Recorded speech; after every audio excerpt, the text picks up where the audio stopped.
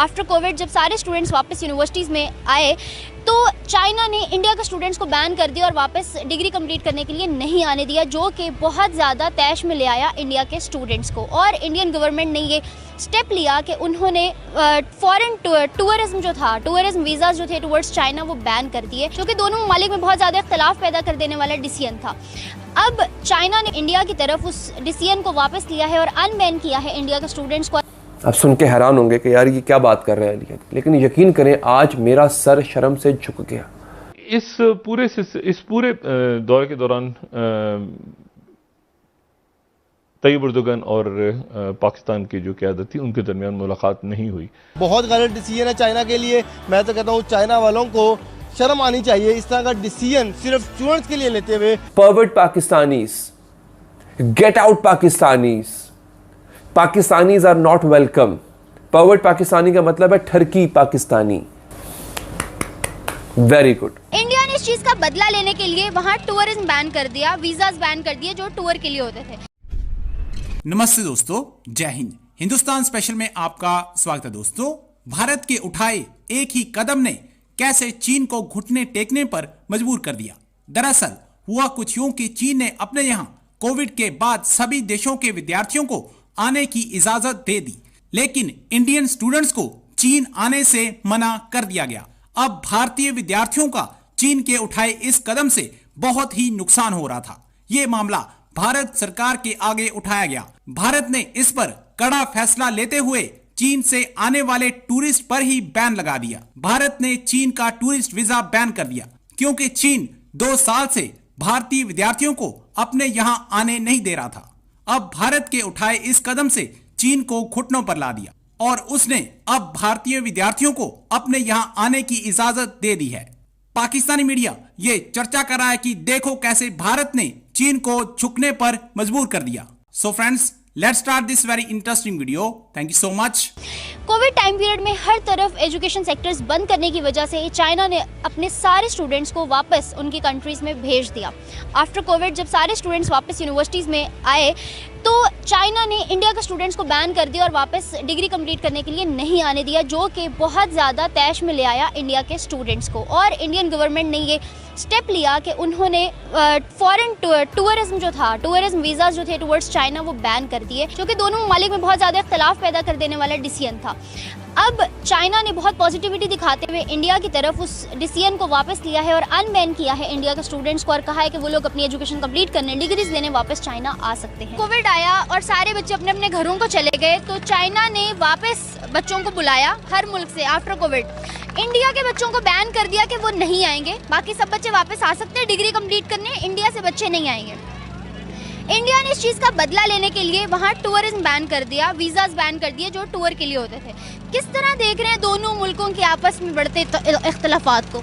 बहुत गलत चीज़ है ये। स्टूडेंट से किस किस्म की दुश्मनी, तालीम से किस किस्म की दुश्मनी। अगर आप तालीम फैलाएंगे, शऊर देंगे तो क्या पता कल को चाइना और इंडिया आपस में दोस्त बन जाएं, क्योंकि इन यूथ ने ही आके मुल्क को संवारना है, यूथ ने ही आके इस दुनिया का जो है सर्कल चलाना है। अगर आप यूथ पर ही दुश्मनी चलेंगे सिर्फ और सिर्फ कुछ लोगों की वजह से, तो ये बड़ा गलत डिसीजन है। मैं तो चाइना से डिमांड करना चाहूँगा कि चाइना को खुश होना चाहिए कि इंडियन स्टूडेंट्स उनके वहाँ पढ़ने आ रहे हैं। एक मोहब्बत का पैगाम है। तालीम के ज़रिए ही हर चीज़ मुमकिन हो सकती है। डायलॉग और कम्युनिकेशन के ज़रिए ही हर चीज़ बढ़ती है। एक छोटा बच्चा जब पैदा होता है वो वही बोलता है जो उसको सिखाया जाता है। तो अगर चाइना इंडिया के बच्चों को सिखाएगा तो वो वही ज़ुबान बोलेंगे और मोहब्बत का पैगाम लेके आगे चलेंगे। बहुत गलत डिसीजन है चाइना के लिए। मैं तो कहता हूँ चाइना वालों को शर्म आनी चाहिए इस तरह का डिसीजन सिर्फ स्टूडेंट्स के लिए लेते हुए, एक तालीम के ऊपर लेते हुए, और बहुत डिसपॉइंट हुआ। अगर नुकसान हुआ तो स्टूडेंट्स का हुआ है। एक जनरल पर्सन को आप मुझे पूछेंगे तो मैं इंडिया जाना चाहूँगा, मैं चाइना भी जाना चाहूँगा।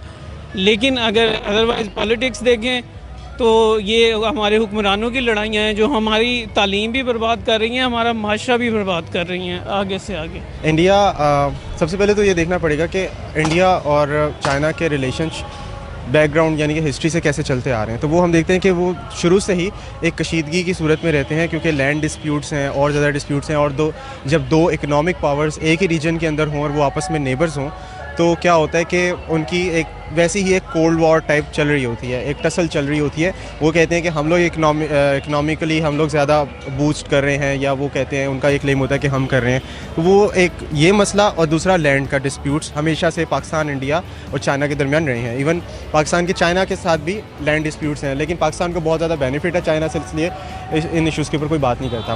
खैर, जहाँ तक ताल्लुक है इंडिया का, इंडिया को क्योंकि उस तरह से इकॉनमी का कोई मसला नहीं है, तो वो फिर इस तरह की चीज़ें करते हैं जिससे उनको हर्ट किया जाए, और वो चाइना इस तरह के मैयस लेता है और वो इंडिया को नुकसान पहुंचाता है। तो इसमें कोई दो राय नहीं है कि दोनों ममालिक के तरफ से जो है वो कुछ ना कुछ ऐसी चीज़ें चलती रहती हैं।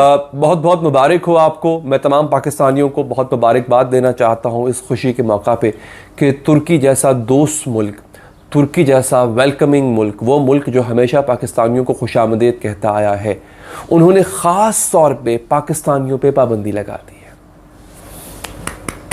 Very good.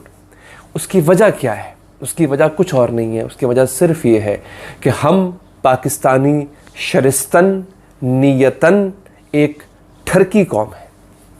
आप सुन के हैरान होंगे कि यार ये क्या बात कर रहे हैं, लेकिन यकीन करें आज मेरा सर शर्म से झुक गया। हम पाकिस्तानियों के अंदर ख़ास तौर पे औरत को देख के, औरत के बारे में कहते हैं कि सिर्फ नफ्स चलनी चाहिए, हमारा वो कुलिया है।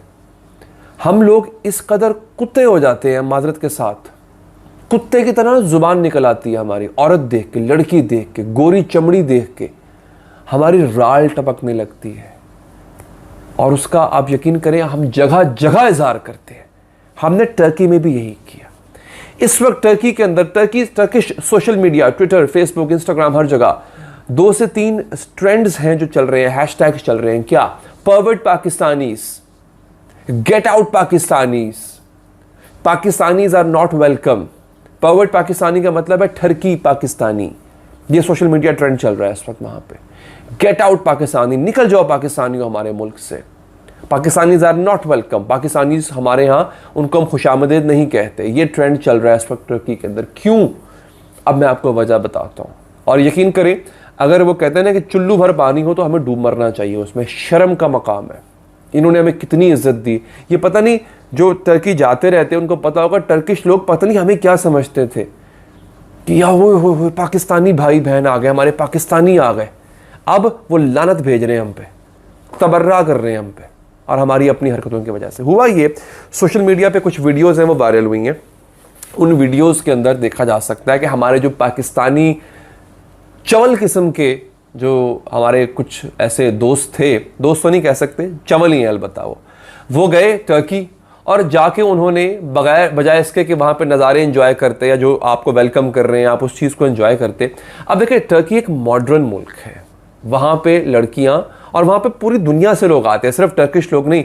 वहाँ पे जीन्स भी पहनती हैं, वहाँ पे कपड़े जो हैं वो कम होते हैं, मतलब वहाँ पे उस तरह से मॉडेस्टी का मुजाहरा नहीं किया जाता जैसे हमारे यहाँ होता है।